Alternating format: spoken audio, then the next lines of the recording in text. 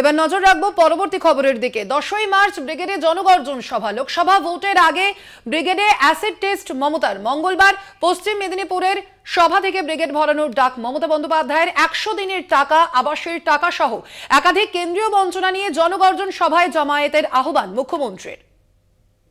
পশ্চিম মেদিনীপুরের সভা থেকে ফের কেন্দ্রকে তোপ মমতার। কেন্দ্রীয় বঞ্চনা নিয়ে আবারও সরব হন তিনি। 100 দিনের কাজের টাকা, আবাসের টাকা কেন দেওয়া হচ্ছে না তা নিয়ে কেন্দ্রকে নিশানা মমতার। 10ই মার্চ ব্রিগেডে জনগর্জন সভা ডাকা হয়েছে। ব্রিগেডের জনগর্জন সভা থেকে কেন্দ্রীয় বঞ্চনা তুলে ধরার ডাক দেন তিনি। ব্রিগেডে একটা সভা ডেকেছি, গর্জন সভা, বাংলার গর্জন। কেন বাংলা বঞ্চিত হচ্ছে?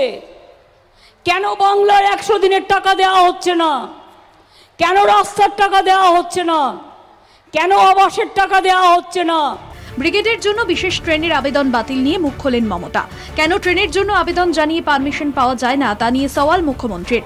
বিজেপি সরকার মগের মুলুক পেয়েছে বলে সরব মমতা। আমরা রেল ভাড়া চাইলে, আমরা যদি রেল বুক করি, আমাদের পারমিশন দেওয়া হয় না। দীর্ঘদিন ধরেই কেন্দ্রীয় বঞ্চনা নিয়ে সরব মুখ্যমন্ত্রী। দিল্লিতে অভিষেক বন্দ্যোপাধ্যায় কেন্দ্রীয় বঞ্চনা নিয়ে ধর্ণাও দেন।